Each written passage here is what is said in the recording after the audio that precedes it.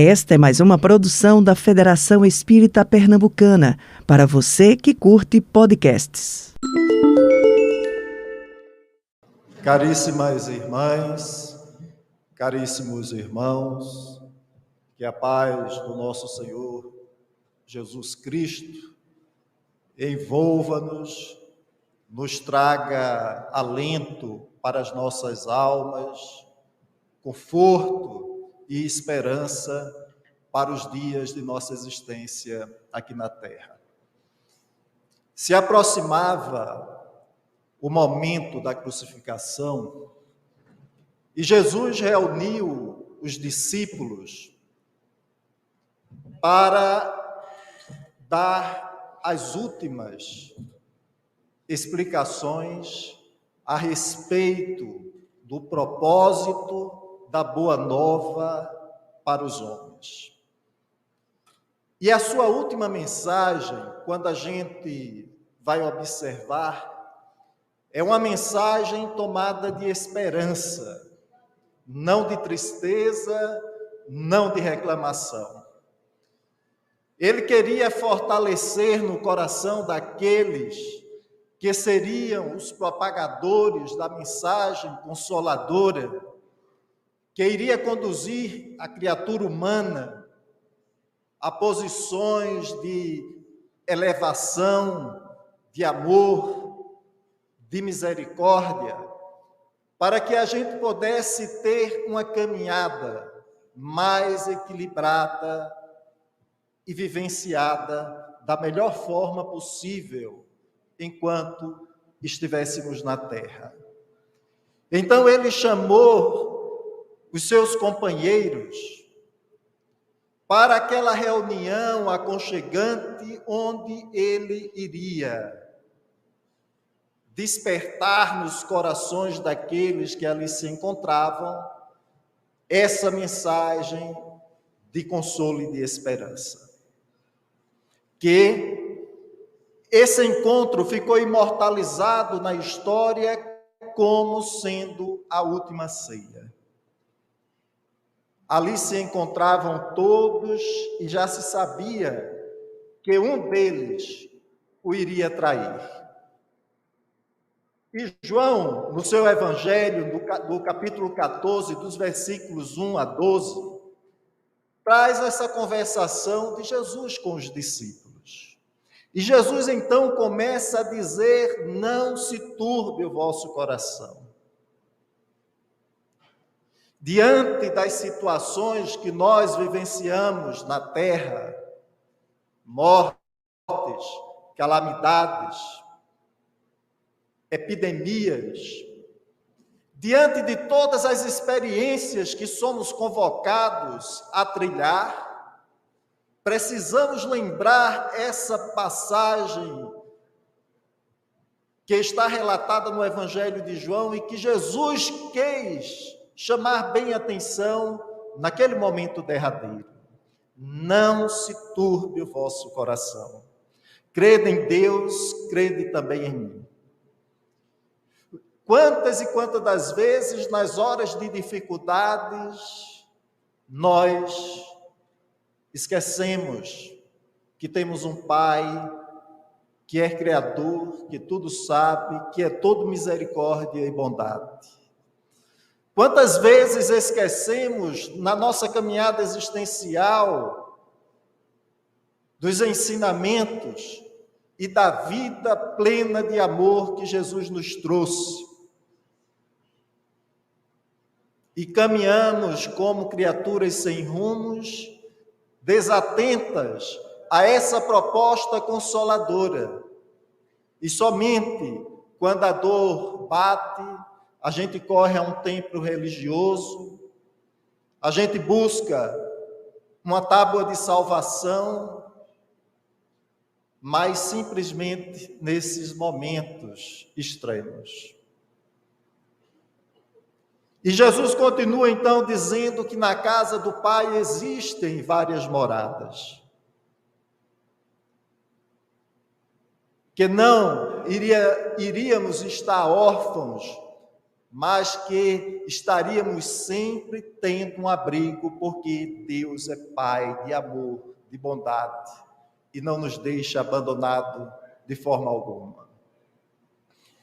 E ele então faz diversas promessas, dizendo aos discípulos que se ia, mas que iria preparar o lugar, que iria nos trazer e depois iria nos buscar para que nós estivéssemos com ele. E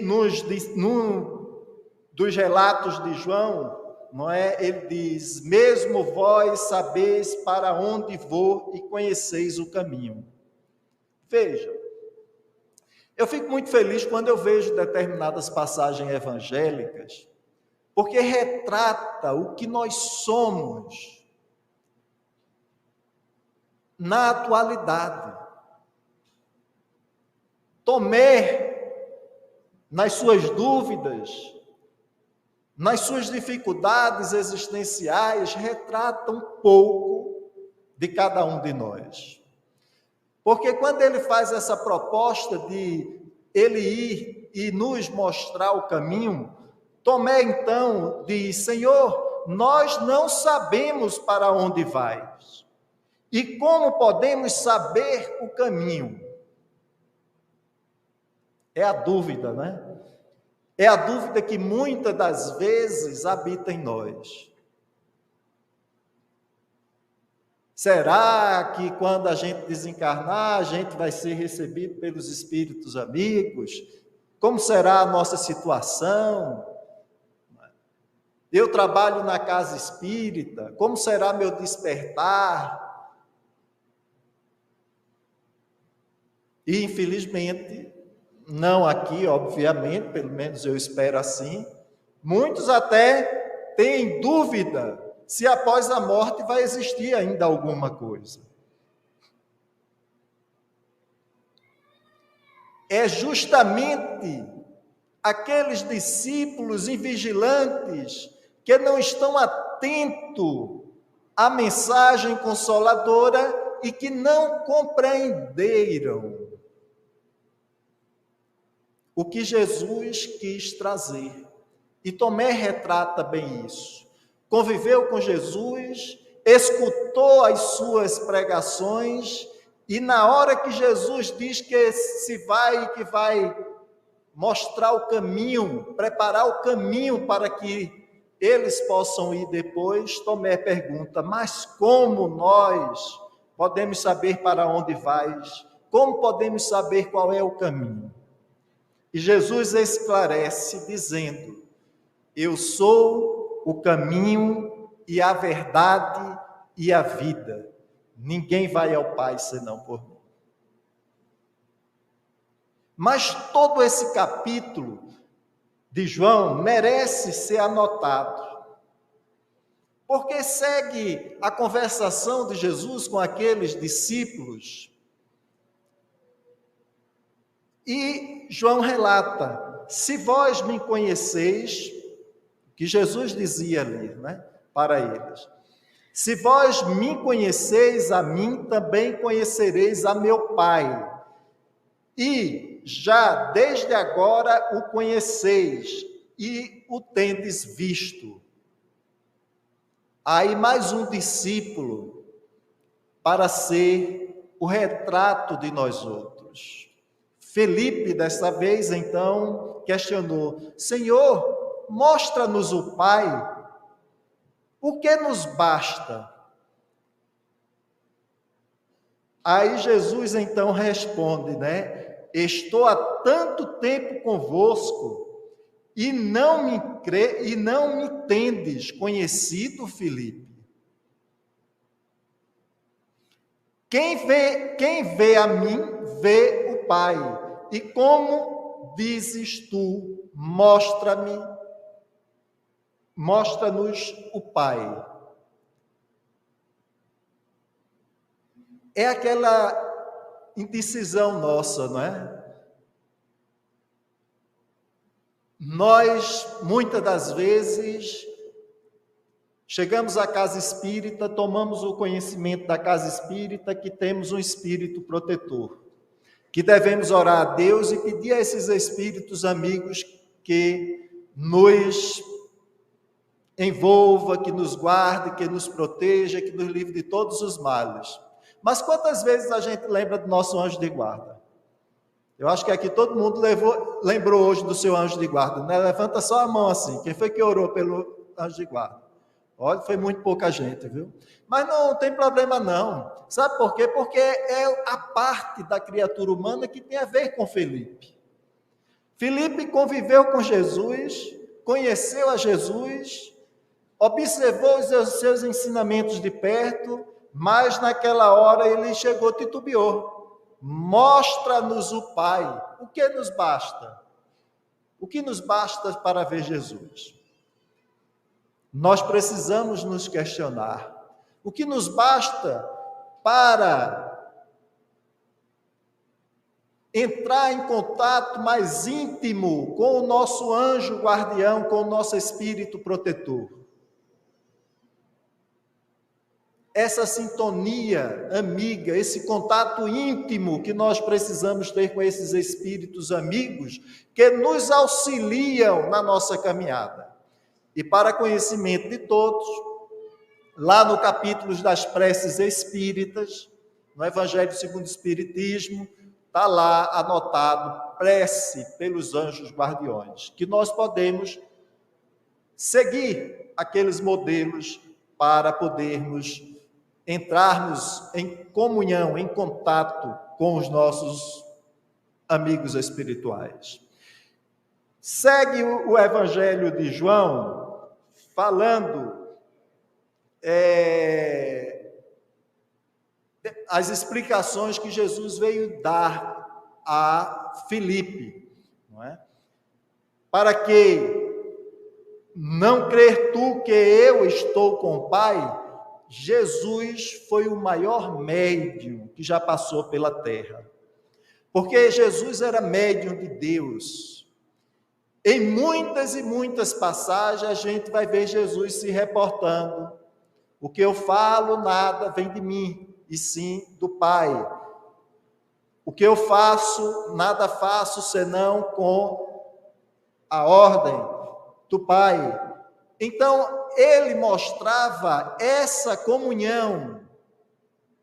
E quando a gente tem essa comunhão, o que a gente expressa nada mais é do que o conhecimento daquele ao qual nós nos reportamos.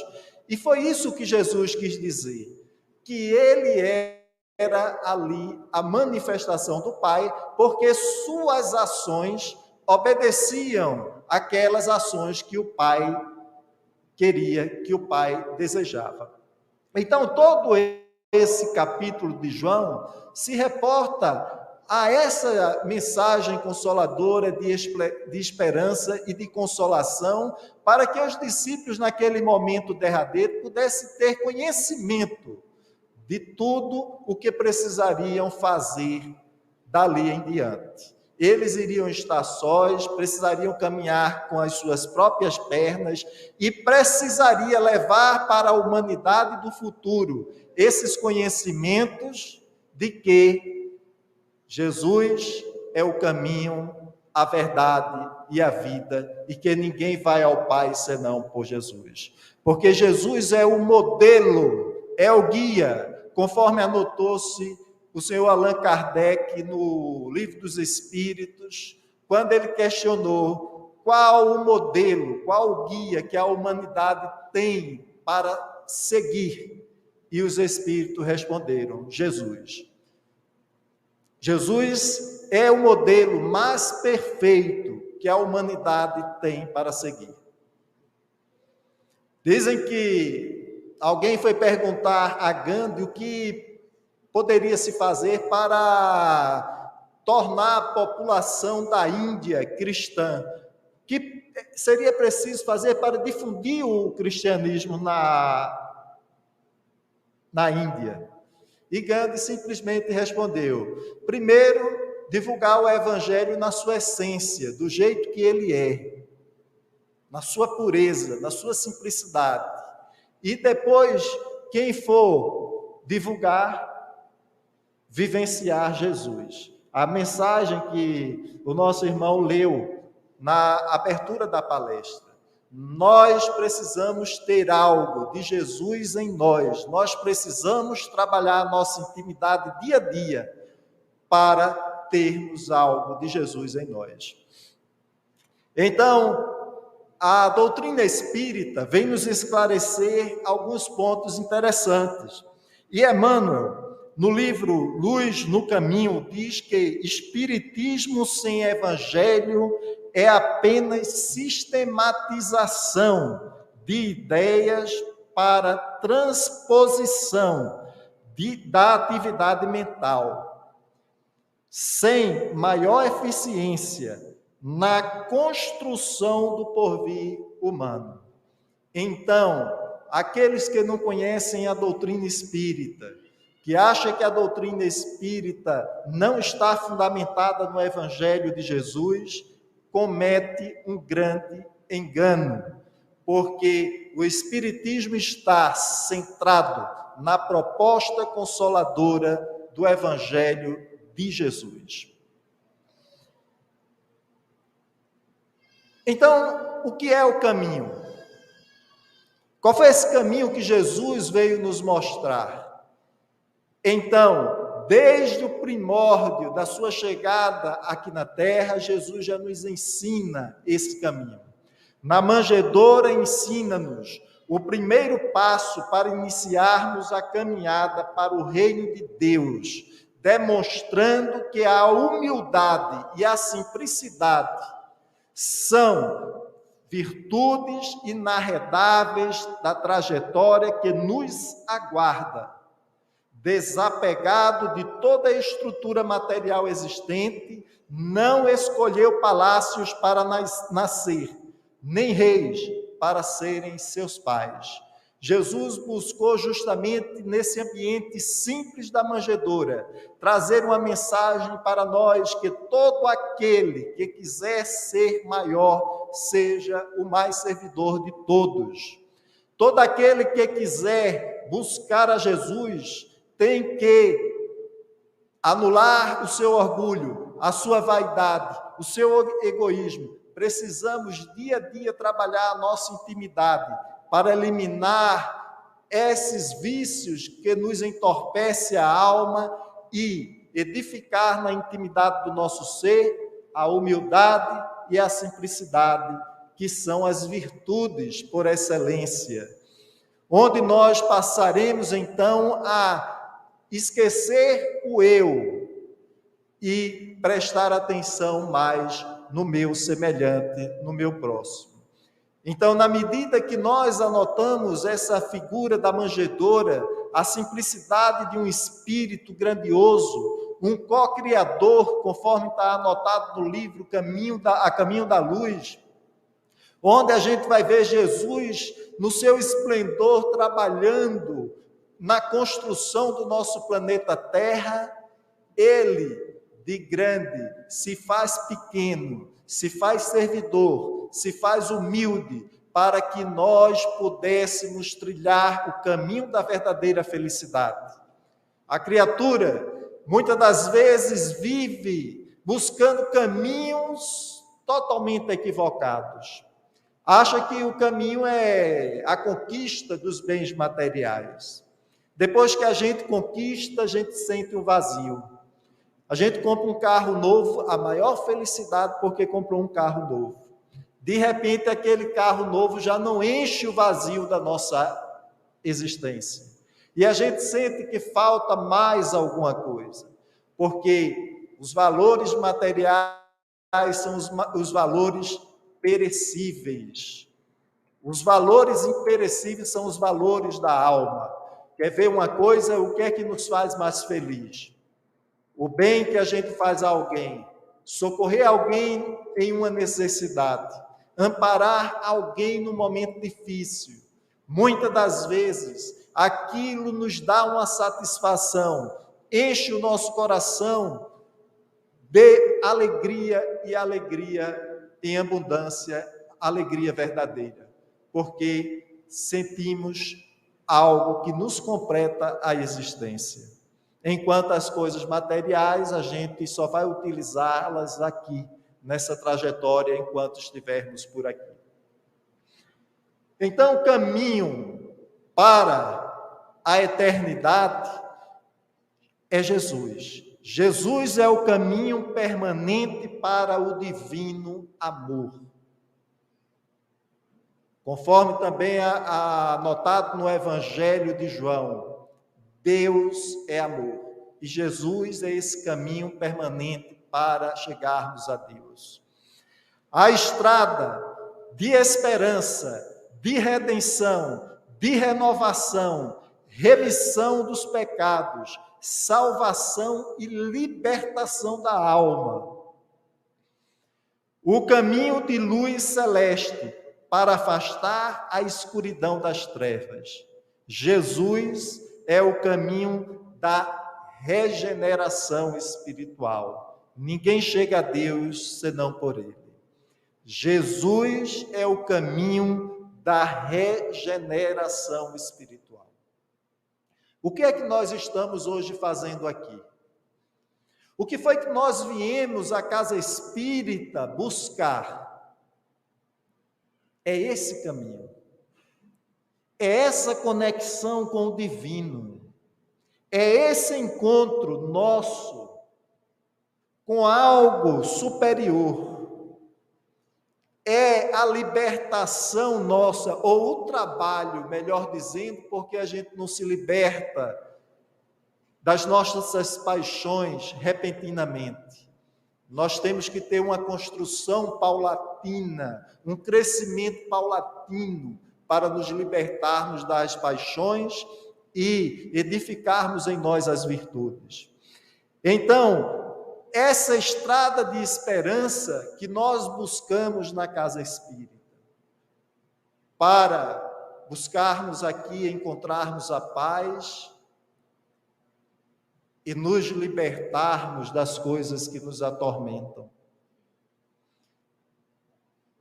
As preocupações que muitas das vezes fervilham na nossa cabeça, a gente chega à casa espírita, senta, começa a prestar atenção na exposição, na mensagem evangélica e de repente começamos a nos encher de esperança. Começamos a vislumbrar um caminho de esperança, um caminho de consolação, porque é esta a proposta de Jesus para todos nós. É buscarmos o caminho da consolação, da esperança, da renovação da fé, para que nós, com os nossos próprios passos, busquemos caminhar na estrada da salvação, da libertação e da construção, da edificação do reino em nós mesmos. Qual o caminho que temos seguido? Nós precisamos nos questionar diariamente. Qual o caminho que nós estamos seguindo? Quando eu falo em caminho, eu sempre lembro que hoje meu filho mais novo está com 23 anos, mas quando ele era garotinho, 5, 6 anos, ele só vivia pedindo a mim e a minha esposa para ler a mensagem da porta estreita. Está lá no Evangelho segundo o Espiritismo, né? Todos devem conhecer, né? A porta estreita e a porta larga. E aí eu estudava a mensagem e eu lembrava, né? Qual é o caminho que nós queremos? É o caminho da porta estreita ou o caminho da porta larga? Qual é o nosso sentido? Qual é o propósito da nossa existência aqui na Terra? Eu dizia essa semana lá no centro que eu faço parte, o Centro Espírita Irmãos de Boa Vontade, que fica localizado em São Martim, que nós não estamos na Terra a turismo. Vocês sabiam disso? A gente não veio fazer turismo aqui na Terra. A gente veio trabalhar na construção da nossa reforma íntima. Esse é o propósito maior. Mas muitos desatentos estão pensando que está aqui fazendo turismo.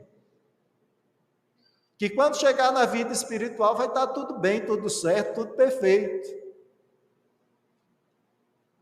Então a gente goza a vida porque alguns até equivocadamente dizem, né? A vida é única, a vida a gente só tem essa. Errado. Tudo que a gente abusar nessa vai nos faltar na próxima. É bom a gente ter esse conhecimento. Mas muitas das vezes nós não queremos fazer o sacrifício de 50, 60, 70, 80, 90, 100 anos que seja, que a gente sabe lá quando vai partir, né? Não sabemos.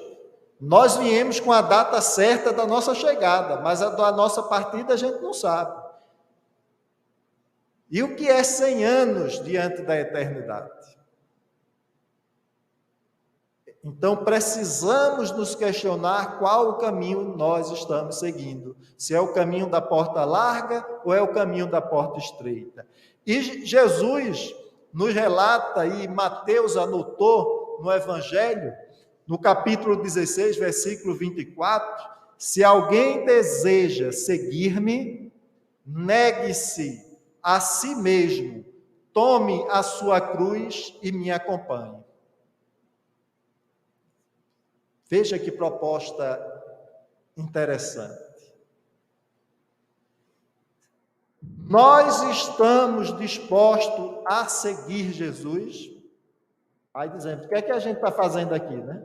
Todos nós queremos seguir Jesus, por isso que a gente está aprendendo os ensinamentos. Mas ainda trazemos aquelas fraquezas que eu fiz por propósito mencionar de Filipe, quanto de Tomé, nós trazemos ainda em nós. Porque a gente quer seguir Jesus, mas tomar a nossa própria cruz e seguir Jesus, muitas das vezes a gente não quer. Sabe aquela história, né, que o cidadão ia carregando a cruz dele, a cruz muito pesada e tal, devia ser de brasileiro. Ele disse, eu vou dar um jeito nessa cruz, está muito pesada, muito grande. Aí ele chegou, passou o serrote, cortou a cruz e continuou seguindo. Só que quando chegou mais adiante, tinha uma vala, um precipício, e a cruz seria a ponte. Ou seja, a cruz significa a estrada da nossa existência. Foi a estrada de Jesus, foi o caminho de Jesus para os céus. Foi da manjedoura ao madeiro, da manjedoura à cruz, uma trajetória de luz a nos inspirar amor, a distribuir bênçãos para nós outros. E o que é a verdade? Jesus disse, eu sou o caminho e a verdade. O que é a verdade? E a verdade está anotada no Evangelho de uma forma belíssima. Também em João, no capítulo 18, no versículo 37, quando aquele diálogo ali derradeiro também com Pilatos,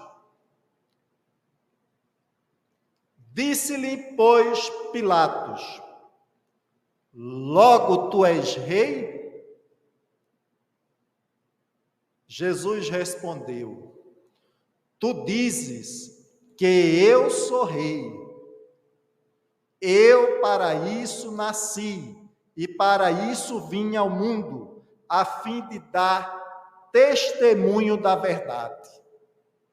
Todo aquele que é da verdade, ouve a minha voz. Vê que beleza, né? Pilatos questionou se ele era rei. E ele diz, tu dizes que eu sou rei. Eu não disse nada. Eu não falei nada. Em momento nenhum eu disse que era alguma coisa. Mas ele a defesa de Jesus, não é? É uma defesa extraordinária. Por quê? Porque ele vai esclarecer. Eu nasci e para isso vim ao mundo, a fim de dar testemunho da verdade.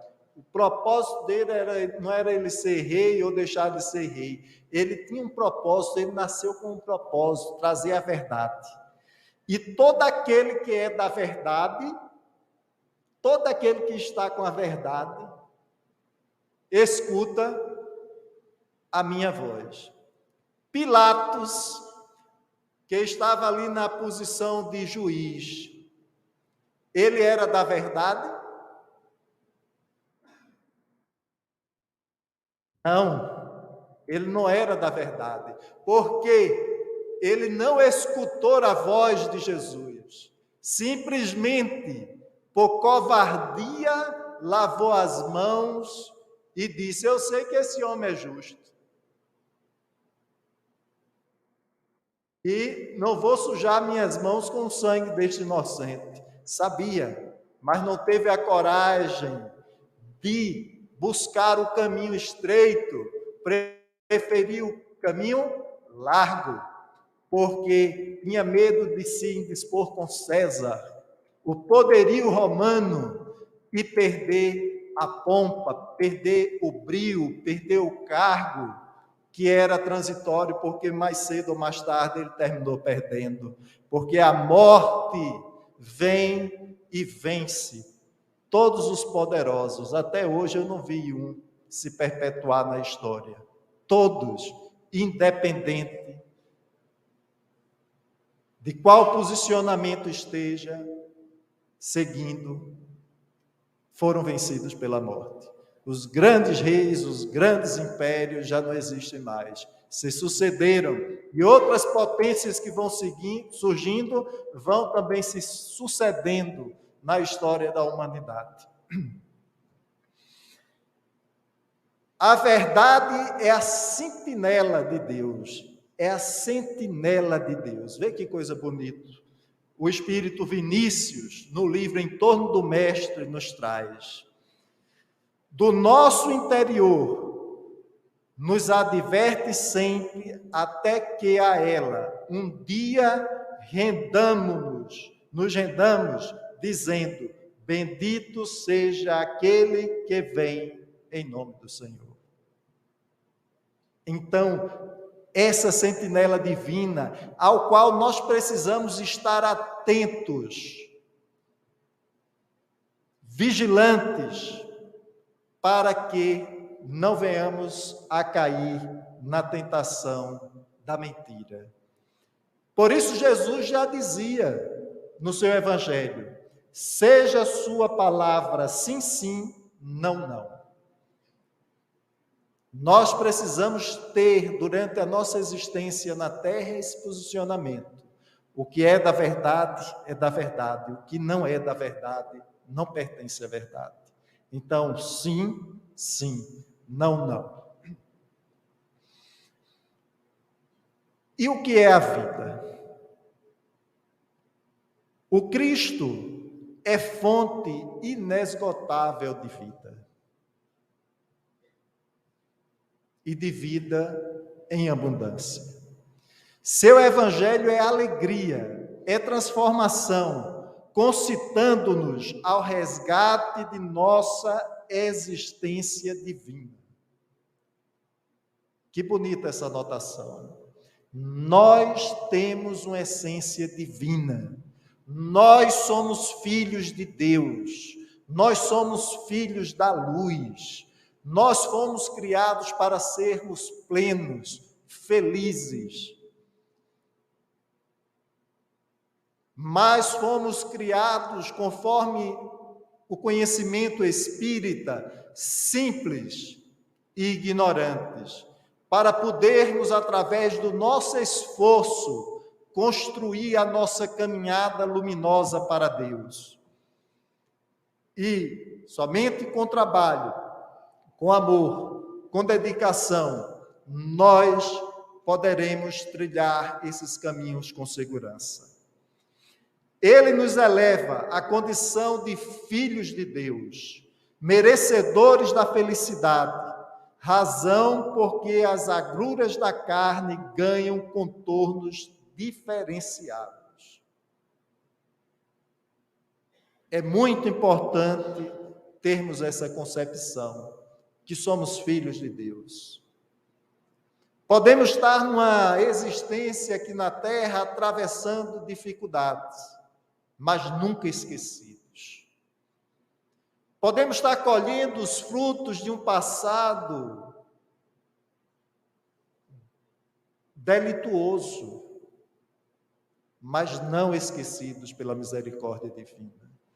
Todos nós estamos sendo amparados, estamos sendo sustentados pelo amor do Pai, do nosso Criador, que Jesus chamou de Pai, nos apresentou como Pai. Nos trouxe um Deus totalmente diferente das concepções dos deuses que existiam a partir das criações humanas. De um Deus Pai, de um Deus amor, de um Pai que não castiga ninguém, nem absorve, mas que dá oportunidade para que nós mesmos possamos construir os caminhos para a nossa chegada até Ele. Todos nós temos o livre-arbítrio de fazermos o que quisermos. Porém, temos já desde a nossa criação essa fonte inesgotável da presença de Deus em nós, porque somos filhos de Deus e já nascemos com o nosso espírito ciente das leis divinas. Temos em nossa própria consciência essas leis, e são essas leis que nos dão o direcionamento de sabermos quando estamos fazendo bem ou de quando estamos fazendo mal. O que estamos fazendo, se estamos prejudicando alguém ou se estamos beneficiando alguém. Essa é a lei de Deus que está em nossa consciência e que nós precisamos seguir a intuição do que ela nos propõe. Não mais castigo, mas oportunidade de elevação. Acabou-se aquele negócio que Deus castiga, parece que Deus está lá em cima e está olhando as pessoas e está jogando um rainho na cabeça das pessoas para castigar. Acabou-se essa ideia. A ideia hoje é que Deus é amor, que Deus é bondade, que Deus é misericórdia e é Pai. Eu vim para que tenhais vida, e vida abundante. Ele é aquele que nos traz a vida verdadeira, vibrante, feliz, abundante, propondo-nos fazer nobre uso dela, a fim de que nele possamos viver para sempre. Isso o Espírito Francisco de Paula Vito, no livro Quem é o Cristo, por Raul Teixeira, traz essa anotação belíssima. É aquele que nos traz a vida verdadeira, vibrante, alegre, abundante, rica de esperança, para que a gente possa construir na nossa caminhada um futuro feliz. A vida é processo renovador em toda parte, e segundo a palavra sublime de Paulo, ainda que a carne se corrompa, a individualidade imperecível se reforma incessantemente. Vê que belíssima essa passagem de Paulo, né? Ainda que a carne se corrompa, a individualidade imperecível se reforma incessantemente. Nós estamos na existência terrena justamente para construir essa individualidade imperecível, essa renovação constante que a todo instante nós temos oportunidade de nos renovarmos, de construirmos algo melhor, algo mais positivo para nós. Nós precisamos buscar o caminho de Jesus, para que nele nós possamos encontrar a vida, para que nele nós possamos encontrar a consolação, para que nele nós possamos nos defrontarmos com a verdade, porque a verdade é uma só. Assim como para Paulo o caminho de despertar dele foi aquele trecho na estrada de Damasco, onde ele pôde cair do seu cavalo, da sua importância, da sua prepotência. Ele ainda, Saulo de Tarso, aquele jovem apaixonado pelas leis, mas que pouco compreendia do espiritual, pouco compreendia da verdadeira vida, teve o seu despertar no caminho de Damasco. A sua estrada de ascensão a Deus foi aquele momento do encontro dele com Jesus. Caiu do cavalo, mas ali só era o início, o ponto do caminho de importância máxima, mas ele precisava ter a visão da luz, e a visão da luz ele foi justamente buscar, lá no encontro com Ananias, quando Jesus ordena que ele busque Ananias, para que Ananias abrisse a luz dos seus olhos materiais e dos seus olhos espirituais, para que ele pudesse então despertar para uma vida nova, uma vida renovada, uma vida cheia de propósito iluminativo, para Saulo de Tarso se converter então no grande apóstolo, no grande difundidor do cristianismo e se transformar em Paulo de Tarso. Mas o caminho do encontro com Jesus para Zaqueu foi quando ele estava naquela árvore, subiu aquela árvore para ver Jesus. E quando Jesus passou por ali, Jesus ordenou: desce daí, Zaqueu, vem ter comigo. E Zaqueu então foi hospedar Jesus em sua casa e relatou um pouco da amargura que trazia na sua alma a Jesus, dizendo: os homens não gostam de mim. Eu sou malquisto, apesar de eu não fazer nada para prejudicar ninguém. Mas, Senhor, eu estou disposto a indenizar os que eu prejudiquei em 4 vezes mais, e vou dividir a metade dos meus bens para com os pobres. Zaqueu, naquele instante, então, divisou o caminho, teve um encontro com a verdade do evangelho consolador que Jesus trazia, da proposta diferenciada que Jesus trazia, e despertou para uma vida nova, uma vida renovada. E cada um de nós podemos ter esse encontro com Jesus. Precisamos buscar Jesus, precisamos despertar em nossa intimidade o que estamos querendo que Jesus nos proponha para a nossa vida. E o seu próprio evangelho nos relata, nos dando a oportunidade de, mesmo ainda espíritos falidos e falíveis, trabalhar pelo nosso crescimento moral, trabalhar pelo nosso crescimento espiritual, deixando o homem velho para trás e buscando, através do esforço contínuo da nossa transformação, de vencer as nossas enfermidades e construir virtudes nos locais dessas enfermidades, para que nós possamos marchar em direção a esse encontro com Jesus. Todo aquele que for um bom servidor, todo aquele que quiser ser o maior, seja o mais servidor de todos. Que possamos então assim, nos darmos as mãos, trabalharmos nessa seara bendita do Senhor, esforçando-nos para sermos hoje melhores do que ontem e amanhã melhores do que hoje.